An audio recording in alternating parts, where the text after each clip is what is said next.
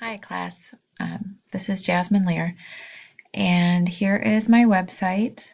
Um, this is sort of a difficult subject for me, so I spent a lot of time just working on the master page. So this is probably the best page I have at this point, and um, I added 2 breakpoints to this page, and I added um, this menu here.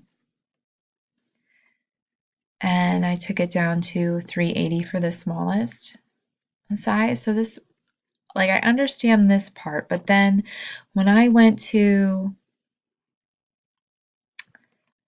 my other pages, that's when I ran into trouble. And this is my home page. I had trouble with the image, so this is not at all how I want it right now. I actually wanted to have a master B page for my home page, but I just didn't.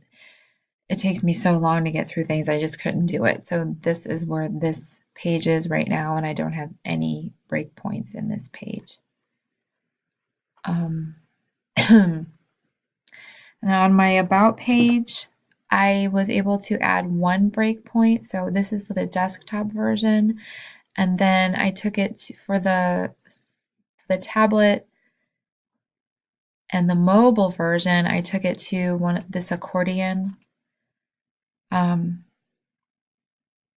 widget here that holds all that same information that takes up all this space and puts it in a much smaller design. But I think this could, I need maybe to add some images or something to make this more interesting of a page. But this sizes down well to even to a phone size.